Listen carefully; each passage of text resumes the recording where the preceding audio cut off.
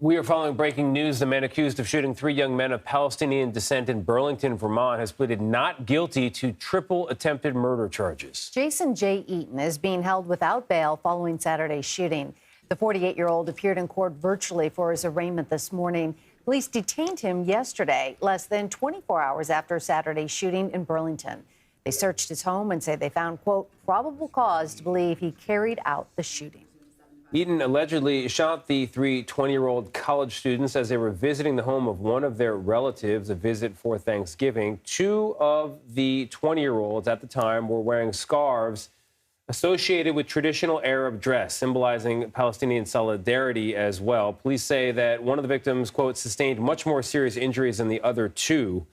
We don't know which one. The Burlington chief of police says, quote, we have a lot more to do. Even with this arrest, we are still working. There is more investigation to be done, and that includes trying to determine motive. We still do not know as much as we want to know. We are working hard to find out this information, and we are nowhere near the end of this investigation. But we are trying to determine what we have beyond the knowledge that, yes, this person, we have full probable cause to believe, committed this horrible, horrible crime. CBS News national correspondent Errol Barnett joins us now. He has made his way to Burlington, Vermont, and he's been following this story. Errol, the details are such that the mind goes to a possible hate crime, but that's not what we're hearing so far from the authorities. They are saying we've got to let this investigation play out. So as it plays out, what new details are coming to light about the shooting on Saturday?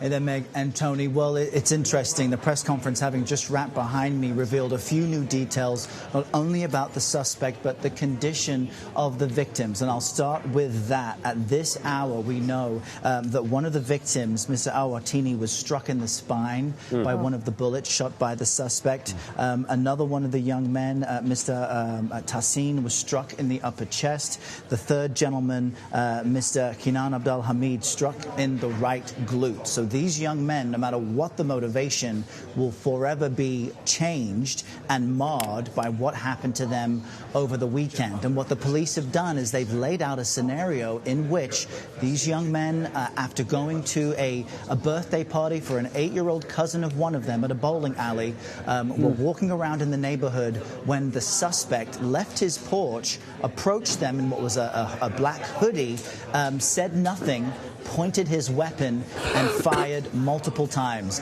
They fell to the ground. Neighbors tried to rush in and help when that man fled. What's interesting and what we learned was that one day later, as the police were recanvassing the area and going into the building where they believe this man was, he met the ATF at his front door and said, "I've been waiting for you." He was visibly nervous. He was shaking. He didn't admit to the number of weapons that were in his home, and he was taken into custody. And when I asked the police chief just a short while ago, considering he said, "I've been waiting for you," and considering he didn't flee the city, what was his general disposition? And he said it was noteworthy that he was almost affect-less when being interrogated and being told that he would be charged with what are 3 potential life sentences. So that's why I think the natural result is to say this must have been a hate crime. They're not going that far just yet. One of the prosecutors saying with the evidence they already have, this man faces 3 life sentences, 20-year minimums for each charge, that in Vermont, a hate crime enhancement would simply change what the sentencing might be. But it has shaken this part of the country to its core, for sure. Errol, we know the U.S. Attorney General commented on the Vermont shooting this morning. I want to play a little bit of what he had to say. Let's listen. Yeah. All of us have also seen a sharp increase in the volume and frequency of threats against Jewish, Muslim, and Arab communities across our country since October 7th. There is understandable fear in communities across the country. Even as we speak, the ATF and the FBI are investigating the tragic shooting of 3 men of Palestinian descent in Vermont. That investigation, including whether this is a hate crime, is ongoing. And Errol, I think the big question is, how long do you expect authorities to take before they can determine that?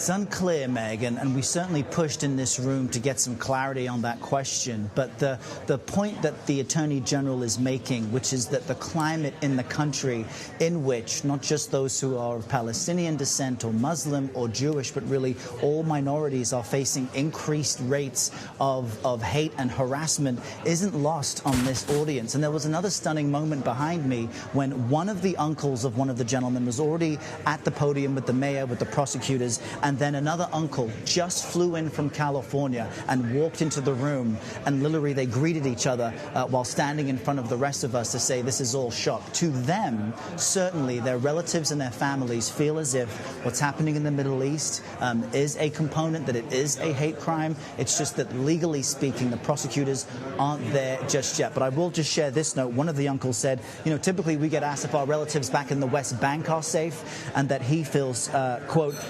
betrayed by the decision to come to Vermont from the West Bank for these young men who are now forever marred. Oh, boy. Errol Barnett for us in Burlington, Vermont. Errol, thank you very much.